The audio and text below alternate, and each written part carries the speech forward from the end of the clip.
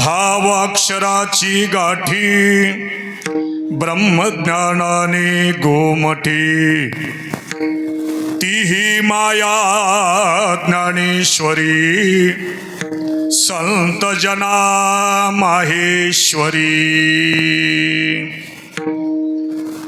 ज्ञानेश्वर मंगळ मुनी, ज्ञानेश्वर मंगळ मुनी, सेवा करी दासी जनी, तीही माया ज्ञानेश्वरी संत जना माहेश्वरी। विठाला विठाला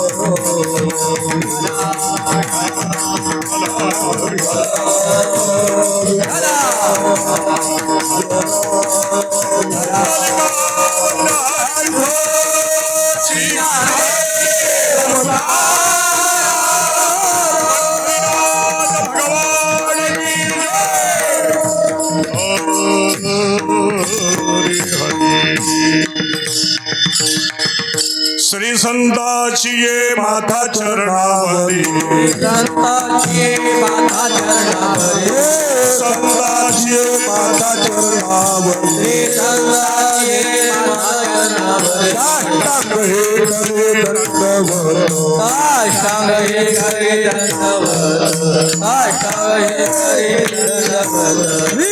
श्री बाबाला सांभाळावरी, वागे बाबाला सांभाळावरी, बाबाला सांभाळावरी, वागे बाबाला सांभाळावरी, वाढले प्रेम सुख, वाढले अंतरी प्रेम सुख, वाढले अंतरी प्रेम सुख।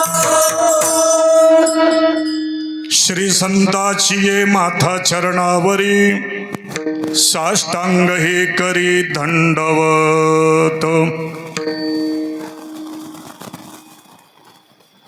मनोजवम मारुततुल्य वेगम, जितेन्द्रियम बुद्धिमतां वरिष्ठम, वातात्मजं वानरयूत मुख्यम, श्रीरामदूतं शरणं प्रपद्ये।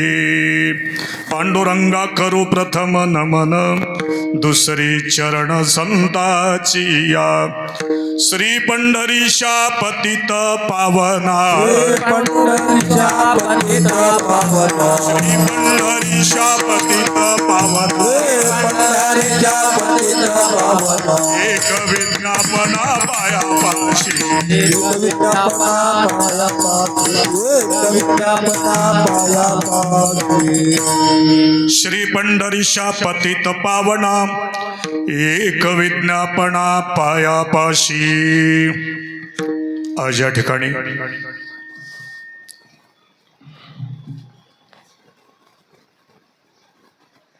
विद्यामतां श्रेष्ठम किंवा बुद्धिमतां श्रेष्ठम, श्रीरामदूतं शरणं प्रपद्ये। आजची ही मारुतीरांच्या दरबारातली सेवा, थोडासा त्याचा बेस कमी करा आणि ट्रबल वाढवा। मारुतीराच्या दरबारातली सेवा म्हटल्यानंतर मारुतीराय दोन अंगाने आहेत, एक देव रूपाने आणि एक संत रूपाने। मारुतीरायचं जे स्वरूप आहे ठपटाका, त्या ठिकाणी उभयात्मक आहे। याची प्रसिद्धी ज्ञानोबराने ज्ञानेश्वरीमध्ये दिली। मारुतीराय नुसते दास नाहीत, नुसते संत नाहीत, नुसते देव नाहीत, ज्यांचं सानिध्य श्री प्रभू रामचंद्राच्या सेवेशी आहे या रूपाने दास आहेत. पण ध्वजस्तंभावरी वाढणारो तो मूर्तिमंत शंकरो, सारथी शारंगधरो अर्जुनेशी. ज्ञानोबरायन मारुतीरायांना भगवान शंकर आहेत हे साक्षात, किंवा स्वतः भगवान शंकरच मारुतीराय रूपाने आलेले आहेत, ही ज्ञानोबराची कबुली आहे. आणि म्हणून त्यांच्या दरबारातली सेवा आज या ठिकाणी. कोणतं गाव? बिना पैशाचं गाव. कोणतं गाव? देहूमध्ये मी कथा संपवली, देहूवरून इकडे आलो कार्यक्रम करून. तुकोबारायच्या चरणाजवळ सेवा होती 7 दिवस. लोकांनी विचारले म्हणे महाराज उद्या कुठं चाललेत? अरे म्हटलं काय करू आता, फुकटच चाललो गावाला. कुठं चाललो? फुकट चाललो गावाला. ते एक जण म्हणते महाराज तसं नका जाऊ ना, मी पैसे देतो ना तुम्हाला. 7 दिवस तुम्ही सेवा केली, मी पैसे देतो, फुकट नका जाऊ, तुम्हाला कोणी पकडेल. मला सांगायचं काय, गावाचं नाव फुकट आहे, पण त्या ठिकाणी परमार्थ माता हा त्या ठिकाणी मोलाचा आहे. ज्या परमार्थाचं मोल नाही, गावामध्ये प्रवेश केल्यानंतर महाराज गावाची कळा सांगते, गावाचा परमार्थ किती आहे त्या लोकांच्या आचरणावरून कळतं. या ठिकाणी चाललेली श्रीमद महापुराण कथा, भागवत कथा, आणि ज्यांच्या मुखातून तुम्ही कथा ऐकता ते परमपूजनीय सोपानजी महाराज आहेरवाडीकर कीर्तनाला आज माझ्या समोर आहेत. हे माझं परम भाग्य आहे. विठाला आणि आपल्या गावातली ज्यांनी सेवा दिली मला ते म्हणजे आमचे त्र्यंबकरावजी. त्यांनी येईपर्यंत निदान 15 ते 20 फोन केले, महाराज निघाले की नाही, महाराज आले की नाही. त्याच्यानंतर ज्यांनी मला पूर्ण इथपर्यंत आणलं ते म्हणजे हनुमंतराय, ज्यांच्या समोर सेवा आहे ते.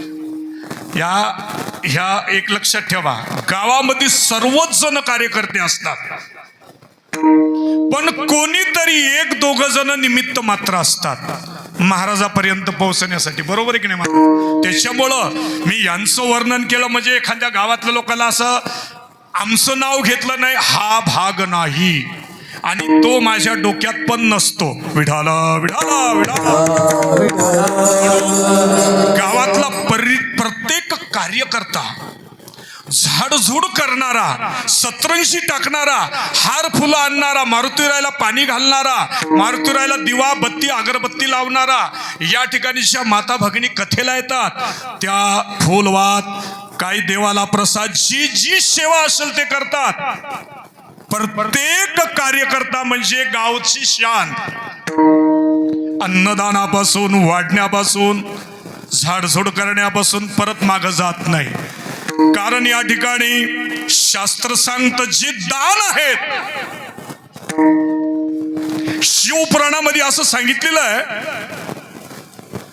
दानामध्ये 3 ते 4 प्रकार पडतात.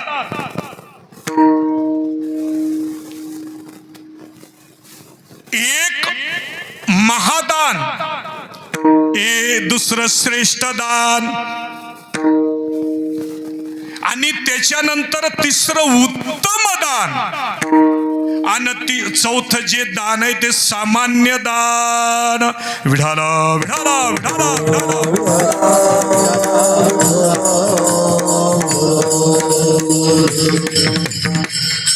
महादानामध्ये एकदम आनंदाची गोष्ट आहे, महत्वाचा मुद्दा.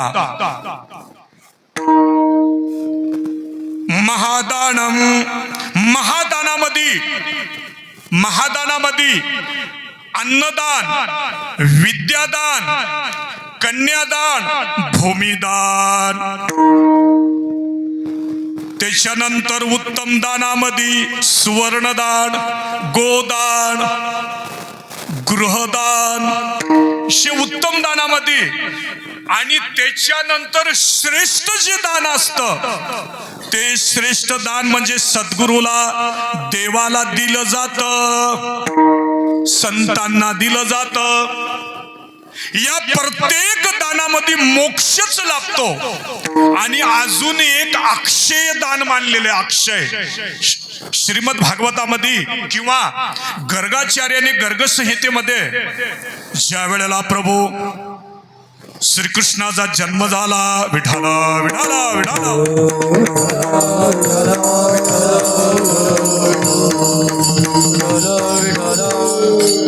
लक्षात ठेवा, बाळ जन्माला आल्यानंतर जे दान दिलं जातं त्याला अक्षय दान म्हटलं जातं.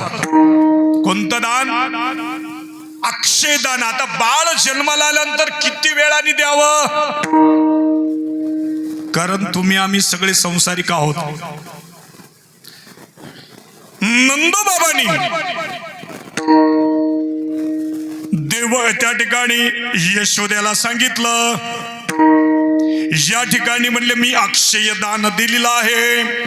नंदराजाने त्यावेळेला लाखो सुवर्ण मढीत सजवलेल्या सुवर्णाने अशा ऋषी मुनींना जवळजवळ 5 लाख गायी दान दिल्या. गर्गाचार्य सांगतात सुवर्णाने मडवलेल्या.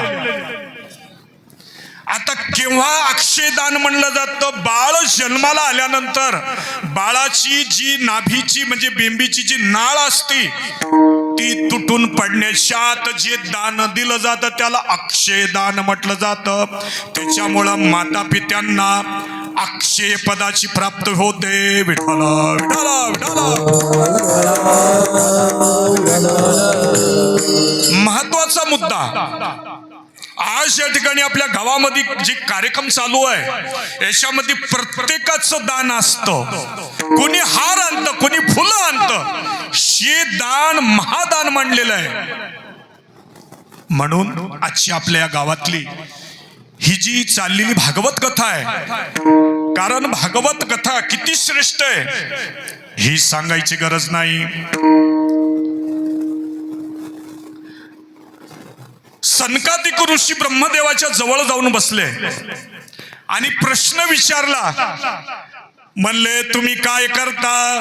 तर ब्रह्मदेवानं सांगितलं, अरे बाळांनो, सनकादिकी ऋषी होते.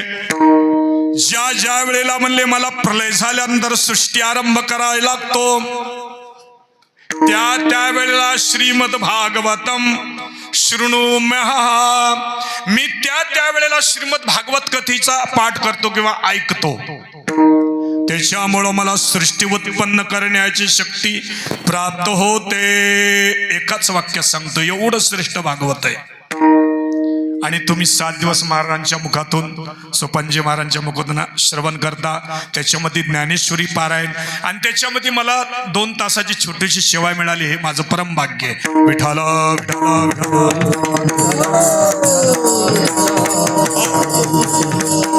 आनंद वाटला.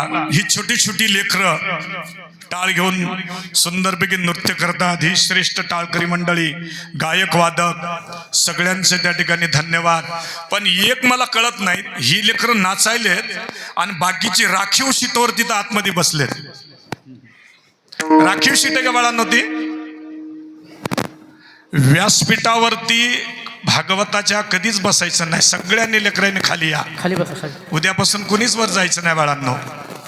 आपली चुकी आपण दुरुस्त करा. आपलं गाव, आपली शान, आपला परमार्थ. पळून माग नका जाऊ, पुढे या रे राजांनो. आणि मोकळं बसा. अरे मस्त पैकी नाचायचं. 7 दिवस गेल्यानंतर कोण कोणाच्या दारात जात नाही, लक्षात ठेवा. कोण जातो जसं तुकोबरायचं आणि जिजाबाईचा संवाद आहे ना, कोण येतो काशाला मुच्या घराला, काय ज्याचा त्याला नाही धंदा. अरे 7 दिवस आपला आनंद परमार्थाचा साधू संत येतात गावाला. तो लुटायचा, पुण्य संपादन करायचं. विठाला विठाला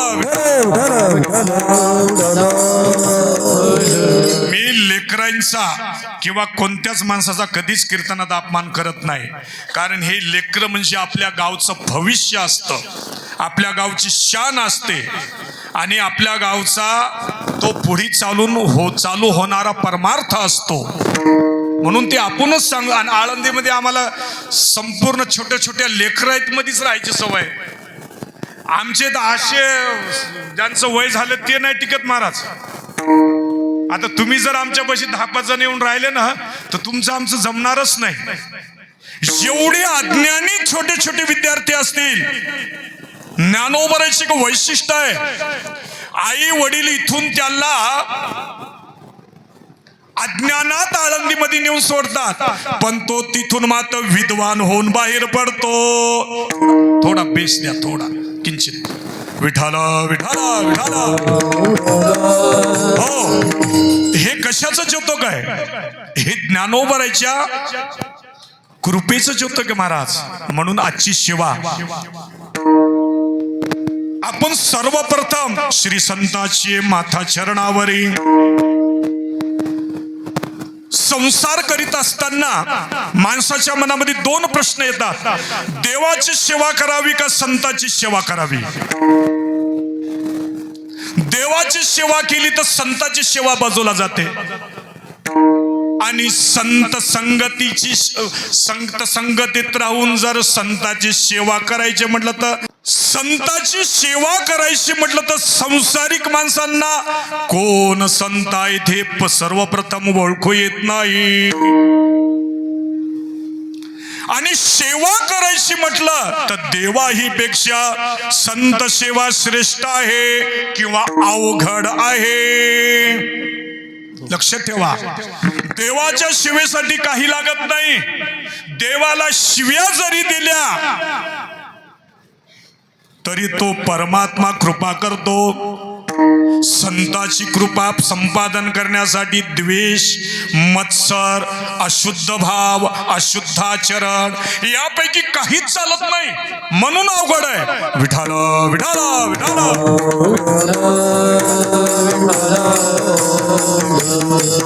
म्हणून या ठिकाणी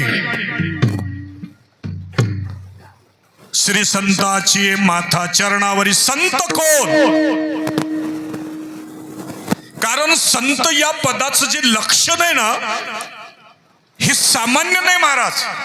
महर्षी पाणिनी व्याकरणामध्ये संत पदाची सिद्धी करत असताना संत हे पद म्हणले व्यापक आहे, त्रिकाला बाधित आहे. आता कसं? कारण सन या शब्दापासून संत शब्द बनलेला आहे. सन या शब्दापासून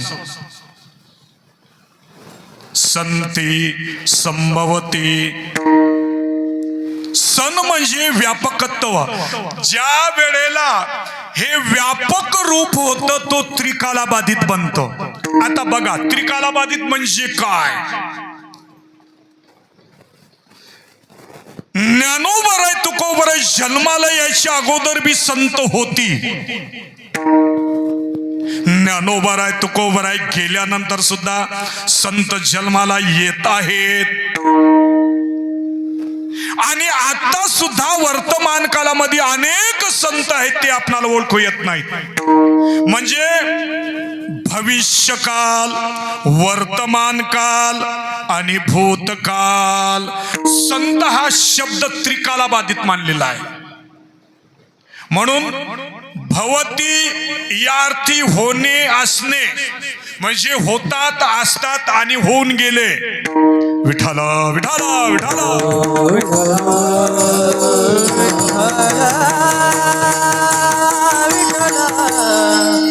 म्हणून संतांनी त्या ठिकाणी जी संत झाली आणि जे होणार आहेत त्यांचे नाव घेतले नाहीत, पण तुकोबरायनं त्या संतांना जास्त किंमत गेली जी होऊन गेलेत ते.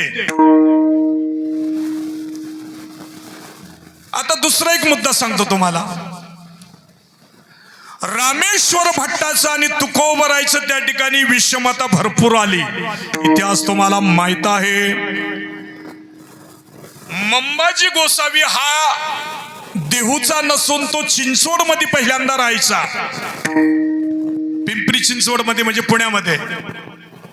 त्यांनी काय केलं, तुकोबरांशी ज्या वेळेला बोलवा वडील होते त्या काळामध्ये त्यांनी इंद्राईच्या किनाऱ्याला देहूला स्वतःच्या मठाची स्थापना केली.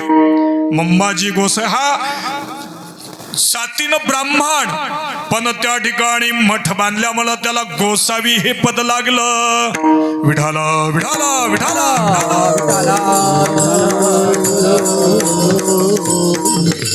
ही माणसं संत पदापर्यंत गेली पण संत झाली नाहीत. काय लक्षात आलं तुमच्या?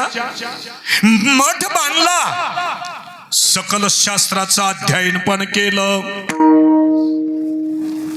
रामेश्वर भट्टाचं वर्णन करीत असताना तुकोबराय स्वतः सांगू लागले, चहुवेदाचे केलेशी विवरण. त्याच्यानंतर सांगू लागले, येथे अनेक दर्शनानीच. रामेश्वर भट्टांनी सकल व्याकरण शास्त्र, सर्व दर्शन, चारी वेद ज्याच्या मुखामध्ये म्हणले एखाद्या हरिपाठासारखे खेळत होते, एवढं ज्याचं पाठांतर तो संत पदापर्यंत गेला होता. पण तुकोबराय म्हणतात त्याला संत होता आलं नाही. विठाला विठाला विठाला विठाला.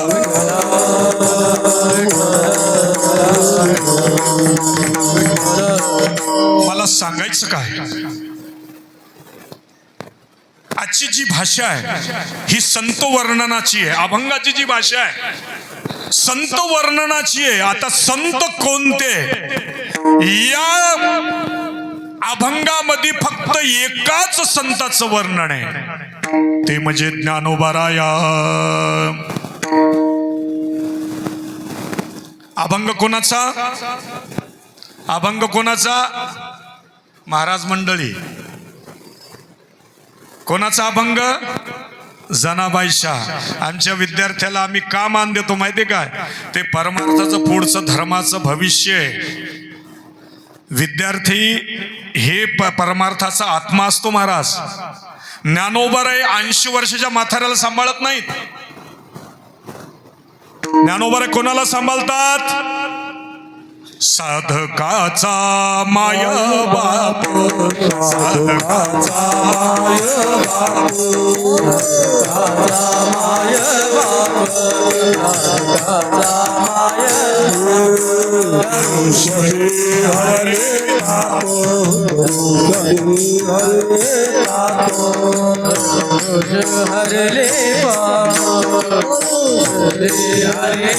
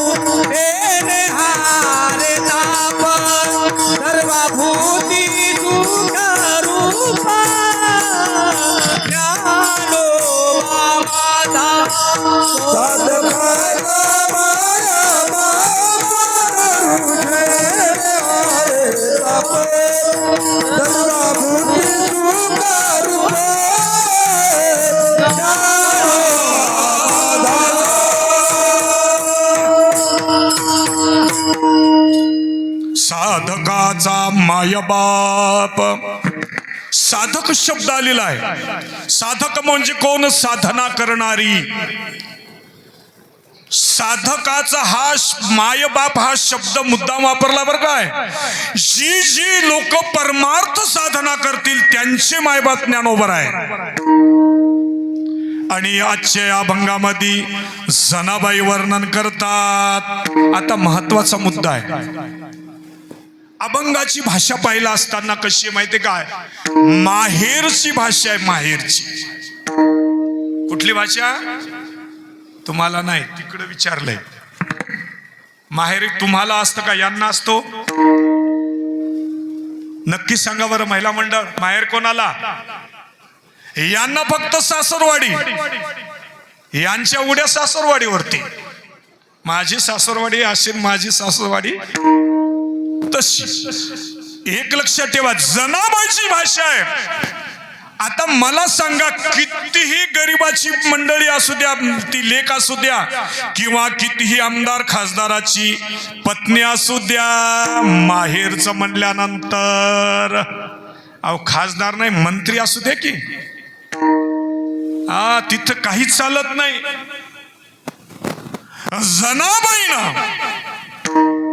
जनाबाई त्या ठिकाणी कोणाच्या दासी होत्या? नामदेवरायची. मग नामदेवरायची दासी असताना वर्णन कोणाचं करतात? हा विरोधाभास आहे. जनाबाई पंढरीमध्ये राहायच्या, ज्ञानोबा अलंकापुरीमध्ये राहायचे, पण वर्णन मात्र या ठिकाणी ज्ञानोबारायचं करतात. कोण? जनाबाई. मग जनाबाई नामदेवरायच्या दासी आहेत का ज्ञानोबारायच्या दासी आहेत?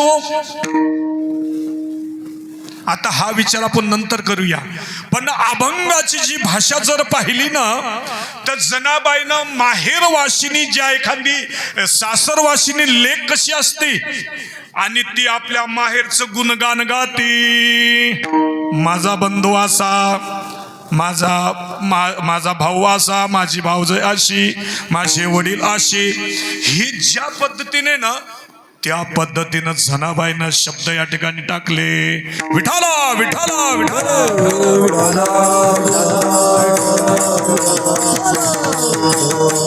आता वर्णन मात्र माहेरचं आणि भावाचं करायचं. बघा बर काय, जनाबाईला वर्णन कोणाचं? भावाचं, म्हणजे माहेरचं करायचं. पण ते डायरेक्ट न करता भावानं केलेल्या कार्याचं अगोदर वर्णन करतात. म्हणजे या कार्यामुळं तो भाऊ किती मोठा आहे. जनाबाईची भाऊ कोण? ज्ञानोबाराया. तो भाऊ किती मोठा आहे, त्या मोठेपणाचं लक्षण म्हणजे आजच्या अभंगाचं पहिलं चरण. भावाक्षराची गाठे, ओ भावाक्षराची गाठे, ओ भावाक्षराची गाठे, भावाक्षराची गाठे,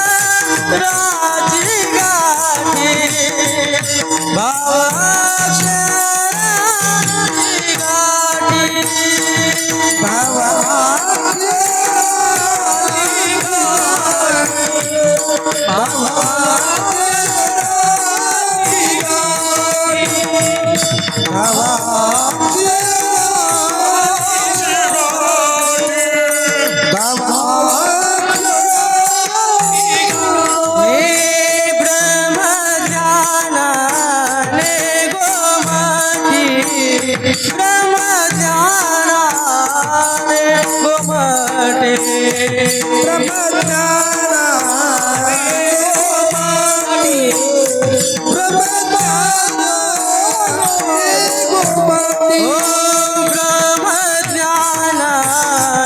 गोमाटी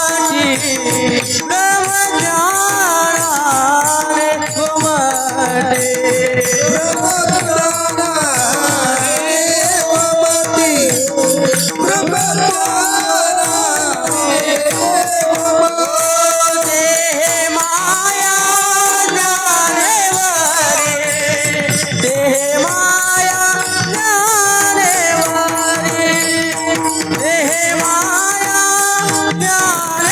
ज्ञानेवारी देह माया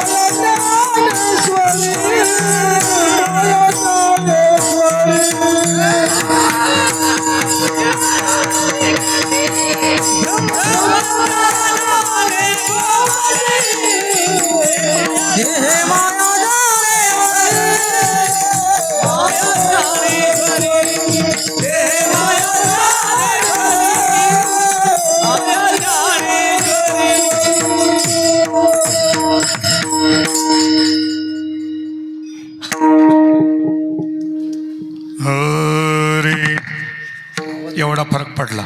विठाला विठाला विठाला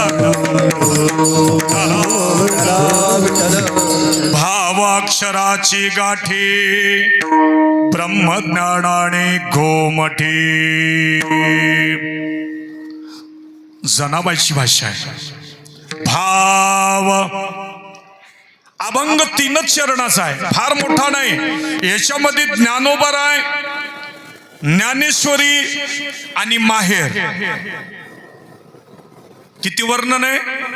ज्ञानोबा आहे, ज्ञानेश्वरी आणि माहेर. आता तुम्ही म्हणाल परमार्थामध्ये माहेराचं वर्णन असतं का? साधकाला माहेर असतं का? पण या ठिकाणी भाषा पाहिलं तर लढीवाळपणाची आहे.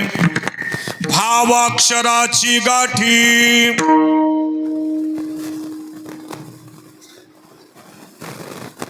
भाव पहिला शब्द आलाय. तुमच्यापाशी भाव आहे का?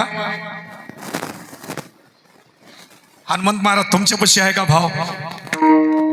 बर ते भाव जर आहे तर त्याचा भाव काय आहे सांगता येईल का? तुमच्या भावाचा भाव काय आहे सांगता येईल? भाव हा हृदयात असतो. जनाबाईची भाषा आहे भावाक्षराची गाठी.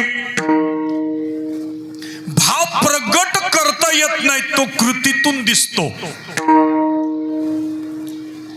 तो सांगता येत नाही. विठाला विठाला विठाला.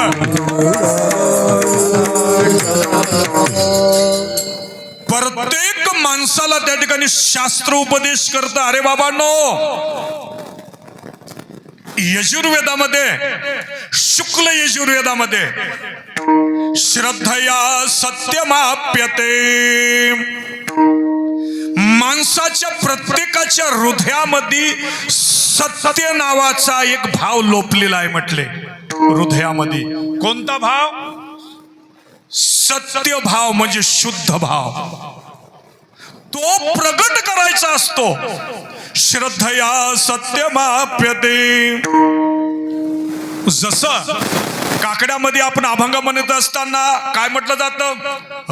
देवाकाराने भाव तस्मात द्यावे न लगे फारसे वित्त, झाले एक चित्त तरी बहुत. म्हणजे सांगायचं काय?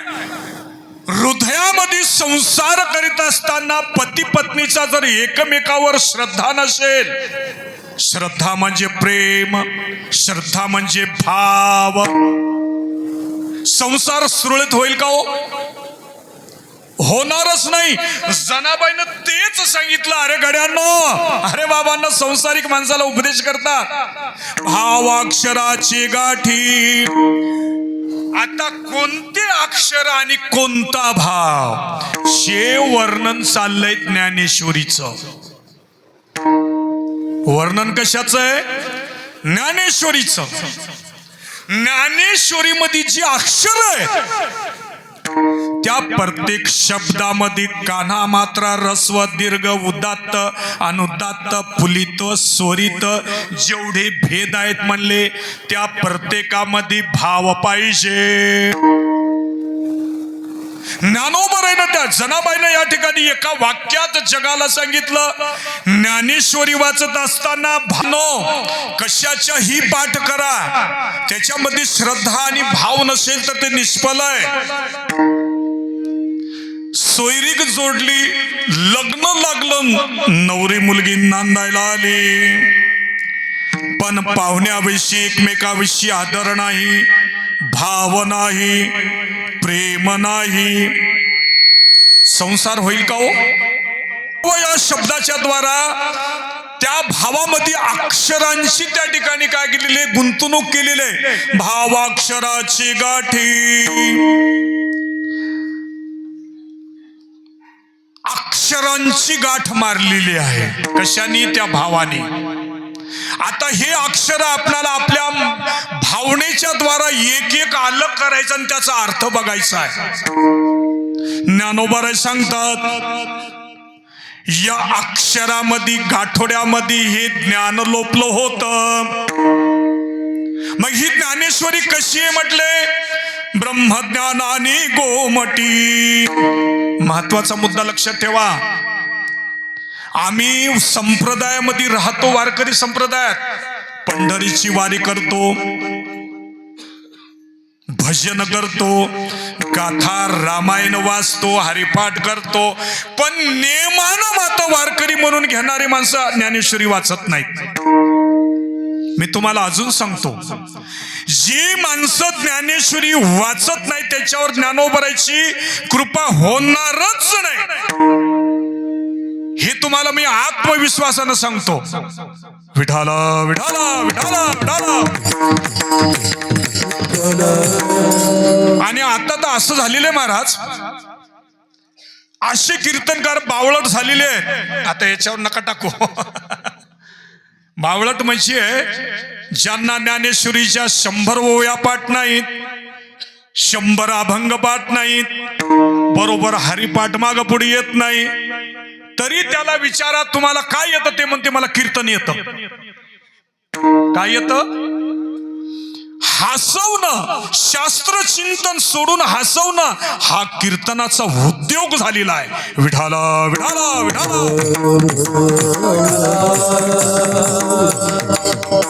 मी संप्रदायातल्या कोण्याच व्यक्तीला दोष देत नाही, पण प्रत्येकाला सांगतो, गाथा ज्ञानेश्वरी भागवत शास्त्राचा अभ्यास करा आणि त्याच्यानंतर म्हणले समाजाला त्या ठिकाणी उपदेश करा.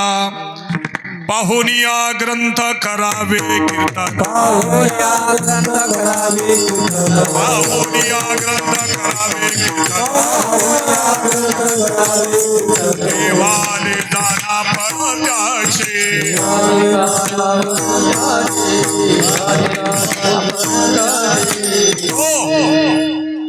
भावाक्षराची गाठी ब्रह्मज्ञानाने घोमटी. आता ब्रह्मज्ञान कशामध्ये आहे? ज्ञानेश्वरीमध्ये ब्रह्मज्ञान आहे का? अक्षरामध्ये आहे का आपल्या लोपलेल्या भावामध्ये आहे? जनाबाईचे शब्द कसे आहेत माहितीये का? जनाबाईनं एका वाक्यामध्ये अक्षराच्या द्वारा वेद आणला. अपार शब्द राशी म्हणजे वेद, म्हणून जनाबाईने शब्द टाकला भावाक्षराचे गाठी. वेद किती आहेत? तरुण मंडळी, वेद किती आहेत? नाव नका सांगू, पण किती आहेत लक्षात ठेवा. 4. कोणते कोणते? ऋग्वेद, यजुर्वेद, सामवेद आणि अथर्ववेद. किती झाले? आता अपार शब्द राशी म्हणजे वेद म्हटलेलं आहे. तुकोबर एका ठिकाणी म्हणू लागले, आम्हा घरी धन शब्दाचीच राशी. शब्द म्हणजे वेद. अनेक शब्दांचा समूह म्हणजे अनेक मंत्राचा समूह म्हणजे वेद आहे. आणि तो जनाबाईने एका वाक्यामध्ये या ज्ञानेश्वरीमध्ये आणून ठेवला. म्हणून म्हणतात भावाक्षराची गाठी ब्रह्मज्ञानाने गोमटी. आता तुम्हाला जाता जाता एक सुंदर उदाहरण देतो. वेद ज्या वेळेला कळतो ना त्या वेळेला ज्ञानेश्वरी कळते. काय लक्षात आलं? वेद ज्या वेळेला कळेल त्या वेळेला ज्ञानेश्वरी कळती. पण हे ज्ञानोबरायनं याला उलट केलं. ज्ञानोबरायनं काय केलं? लोपले ज्ञान जगी हितने नाती कोणी. लोपले ज्ञान जगी हितने नाती कोणी. लोपले ज्ञान जगी हितने नाती कोणी.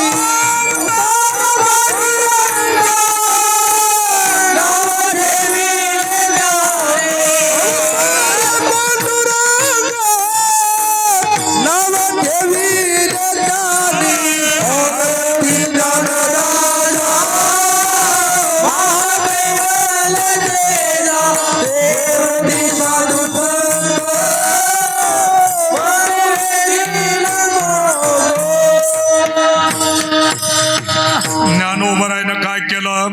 ज्ञानेश्वरी कळाल्यानंतर म्हणले तुम्हाला वेद नक्की कळेल. भावाक्षराची गाठी, त्या अक्षरातल्या गाठी सोडून टाकल्या म्हणजे वेदाच्या, आणि त्या ज्ञानेश्वरी मध्ये गोवल्या. आणि ती ज्ञानेश्वरी कशी झाली म्हटले? मग ब्रह्मज्ञानाने गोमटी. ब्रह्मज्ञान हे वेदामध्ये होतं. हा सरळ सरळ अर्थ सांगायला बरं का तुम्हाला. ज्ञानोबरायनं कलियुगामध्ये ते सगळं एकत्रित केलं. त्याला निमित्त झाली गीता. गीतेच्या माध्यमातून संपूर्ण ते ज्ञान, अक्षररूपी जे ज्ञान होतं, ज्ञानोबरायनं त्या ज्ञानेश्वरीमध्ये आणलं. आणि म्हणून त्या ठिकाणी आमच्या जनाबाई म्हणतात, अरे बाबांनो काय कर म्हणले, तुला काही जरी नाही जमलं, श्रवणाचे मिशे बैसावे येऊन. श्रवणाचे मिशे बैसावे येऊन.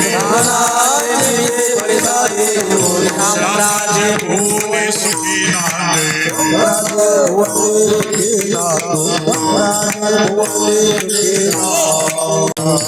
मी प्रक्रिया सांगेन, पण भावाक्षराची गाठी. अरे तुम्ही त्या अक्षरावरती चित्त ठेवा. जनाबाईला सांगायचंय, तुमच्या हृदयातला भाव प्रकट करा. जोपर्यंत लेकरू आपल्या आईला अंतःकरणातून त्या ठिकाणी सांगत नाही तोपर्यंत आईला त्याचं प्रेम कळत नाही महाराज.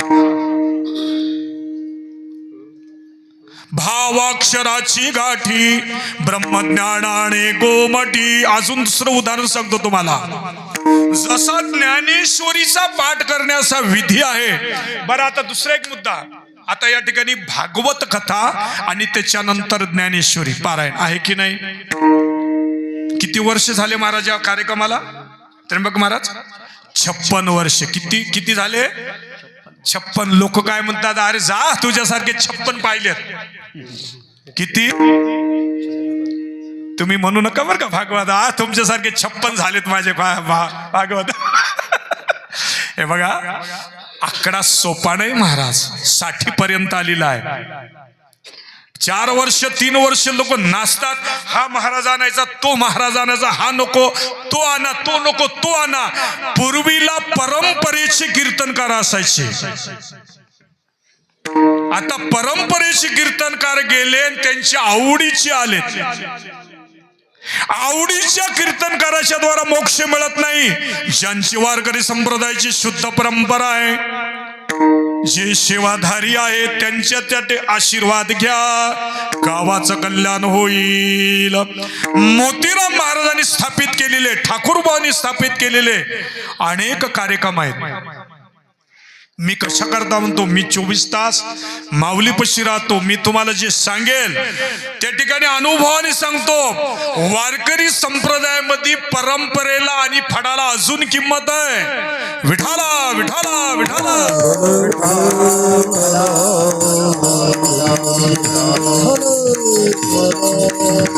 हो, लोक रंजवण्यासाठी कीर्तन नाही महाराज, मोक्ष प्राप्तीसाठी आहे. मला सांगा, एवढे तुम्ही लेकरा बाळांसहित रात्रंदिवस झडता, कीर्तन करमणुकीसाठी आहे का देवप्राप्तीसाठी आहे? तुम्हाला देवाची प्राप्ती पाहिजे का करमणूक पाहिजे? सगळ्यांना मी विचारतो प्रश्न. देव पाहिजे असेल तर संतांच्या मार्गाने चला. आणि करमणूक तुकाराम महाराज सांगतात, कथित सावटीचे बोल. कथेमध्ये चावटीचे बोल नसू नये. या सुनाची कथा, त्या सासूची कथा, या जावायची कथा, त्या पेताड माणसाची कथा. कशासाठी तुझा जन्म? याच्यासाठी आहे. ब्रह्मज्ञान आणि गोमटी कीर्तनामध्ये शुद्ध ब्रह्मज्ञानाचा आणि शास्त्राचा विचार व्हावा. विठाला विठाला.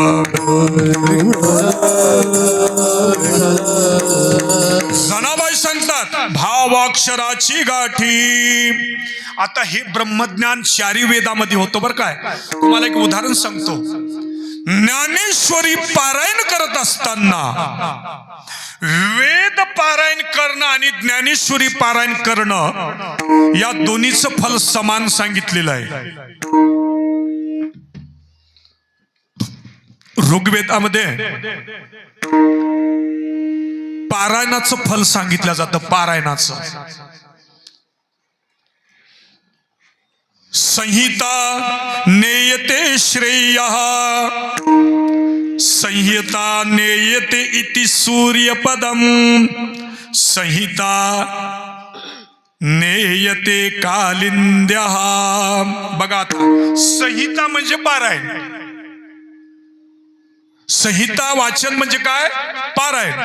एक ज्ञानेश्वरीचं जर पारायण त्याने केलं तर येते सहस्र कालिंद्या. कालिंद्या म्हणजे जी आपल्या हिमालयामधून वृंदावनापर्यंत वाहत येणारी जी कालिंदी, जिला नाव म्हटलेलं आहे, तिचं नाव आहे यमुना नदी.